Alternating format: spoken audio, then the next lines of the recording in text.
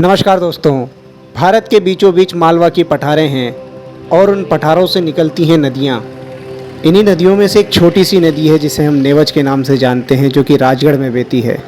मध्य प्रदेश के उत्तर में बहने वाली परवान, शिप्रा, काली सिंध और पार्वती जैसी नदियों में इसका नाम भी शुमार है। इस नदी से जुड़ी हुई जानकारियाँ लोकल के लोगों के पास में बहुत कम हैं।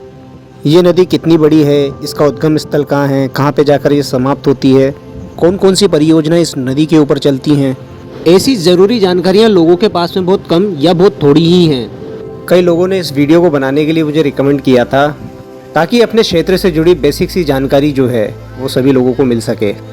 इसलिए दोस्तों वीडियो के अंत तक जुड़े रहिए। तो नमस्कार दोस्तों, मैं हूं अनिल जाटा और जुड़ चुके हैं आप इन्फॉर्मेटिव एवरीथिंग के साथ। तो आइए दोस्तों, सबसे पहले देख लेते हैं नेवज नदी के उद्गम स्थल को, उस जगह को जहाँ से ये नदी रियल में ओरिजिनेट हुई है।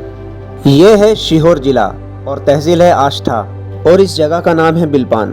यहीं से नेवज नदी निकलती है और अपना सफर तय करती है 280 किलोमीटर का। जी हाँ दोस्तों, नेवज नदी की जो लंबाई है वो 280 किलोमीटर की है।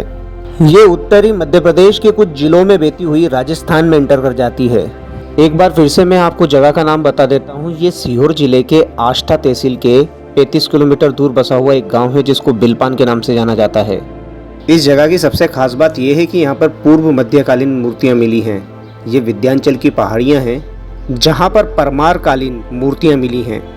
जिन मूर्तियों को आप देख पा रहे हैं ये लगभग 1000 साल पुरानी या फिर ये कहें कि ये 1100 साल पुरानी मूर्तियाँ हैं, जिनमें से कुछ को तो हमलावरों ने तोड़ दिया है या फिर ये कहें कि इनकी केयर नहीं की गई है, जिस वजह से ये ऐसी ही पड़ी हुई हैं।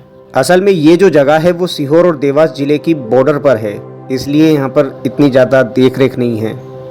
दोनों ही जिले कंफ्यूज होते रहते हैं कि इस जगह पर काम कौन कराए। ये नदी यहाँ से उद्गमित होती हुई आगे चल करके शाजापुर के सुजालपुर से होती हुई निकलती है और फिर ये राजगढ़ जिले के पचोर को क्रॉस करती हुई खुद राजगढ़ में बहती है।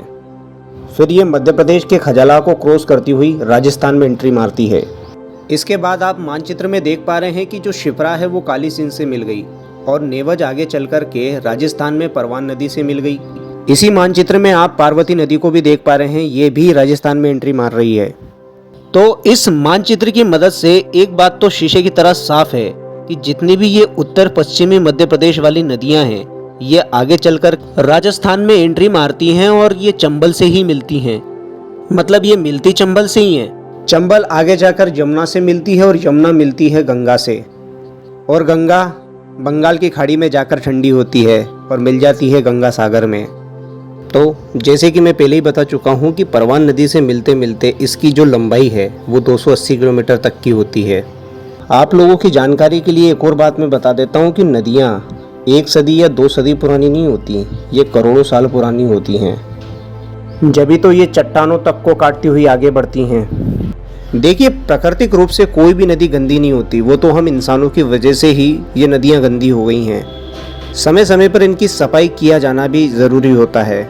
कुछ डैम हैं जो नेवज नदी के ऊपर बनाए गए हैं, उन डैमों के बारे में अपन और जानकारी हासिल कर लेते हैं। तो सबसे पहले बात कर लेते हैं मोहनपुरा परियोजना के बारे में। देखिए, मोहनपुरा तो इतनी बड़ी परियोजना है और इतनी स्पेशल परियोजना है कि इसके ऊपर एक अलग से वीडियो भी बनाई जा सकती है। इस परियोजना का अंदाज़ा आप ऐसे लगाएं कि खुद प्रधानमंत्री जी इस मोहनपुरा परियोजना के उद्घाटन में आए थे। 3800 करोड़, जी हाँ दोस्तों, आप सही सुन रहे हैं, 3800 करोड़ रुपए की लागत से ये जो मोहनपुरा परियोजना है ये निर्मित हुई थी। मैं एक बार फिर कह रहा हूँ कि इसके ऊपर एक अलग से वीडियो बनाई जा सकती है। यदि आप लोग मुझे कमेंट सेक्शन में बोलेंगे तो मैं बिल्कुल बना दूंगा। नेवज नदी पे जो सबसे बड़ा बांध बना हुआ है, यानी जो डैम बना हुआ है, वो मोहनपुरा ही है। एक और बांध जो कि नेवज नदी पे बना हुआ है वो सुजालपुर से लगभग 10 किलोमीटर के आसपास के एरिया में है, पर वो छोटा डैम है, इतना बड़ा नहीं है। उस डैम का नाम मैं आपको बतला देता हूँ। उस डैम का नाम है नंदासुरा स्टाफ डैम। 280 किलोमीटर के इस सफ़र में नेवज नदी लाखों करोड़ों लोगों को पानी पिलाती है। इसी की वजह से हमारे क्षेत्र में अन्न की उत्पत्ति होती है। ये नदी भले ही बहुत छोटी है लेकिन हमारे लिए इसके मायने अलग हैं। हमारे लिए तो ये सब कुछ है। अंत में मैं बस आपसे यही कहूँगा कि चाहे नदी हो, पहाड़ हो, झरने हो या फिर प्रकृति के द्वारा दिया गया कोई भी उपहार हो, उसका हमेशा सम्मान हो। प्राकृतिक संसाधनों का उपयोग सिर्फ उतना ही किया जाए जितने की आवश्यकता हो। इसी अच्छे विचार के साथ धन्यवाद दोस्तों। वीडियो अगर आपको पसंद आई है तो प्लीज़ आगे शेयर करें, मेरे इस चैनल को सब्सक्राइब करें। धन्यवाद।